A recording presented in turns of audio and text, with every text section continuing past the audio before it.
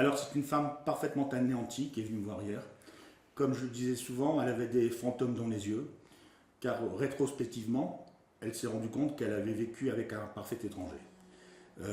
C'est d'autant plus difficile pour elle que d'un instant à l'autre, elle a appris la vérité, puisqu'il a très rapidement passé des aveux circonstanciés auprès des services de police, et elle s'est dit, mais mon Dieu, j'ai partagé mon lit, j'ai partagé mes repas, j'ai eu des enfants avec lui, nous étions une famille normale, soudée, et effectivement, tout s'est écroulé autour d'elle.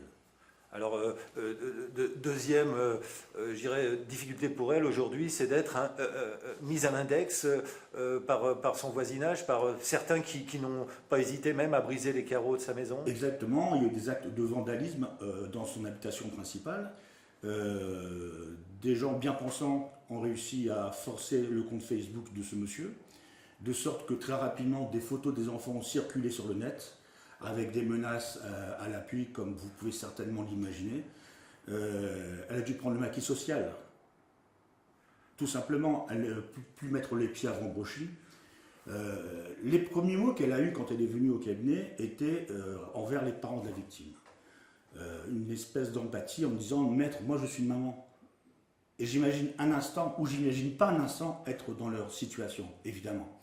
Il faut savoir que l'aîné de Laetitia avait le même âge que Angélique. Ils se connaissaient par ailleurs, puisque quelques années auparavant, ils vivaient d'une façon géographique proche les uns des autres.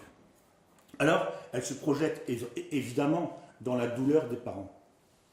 Alors cette douleur, et cette douleur, je dirais, de toute une population à Vambrochy, ça n'explique pas, ça ne justifie pas de tels actes, de s'en prendre à cette femme?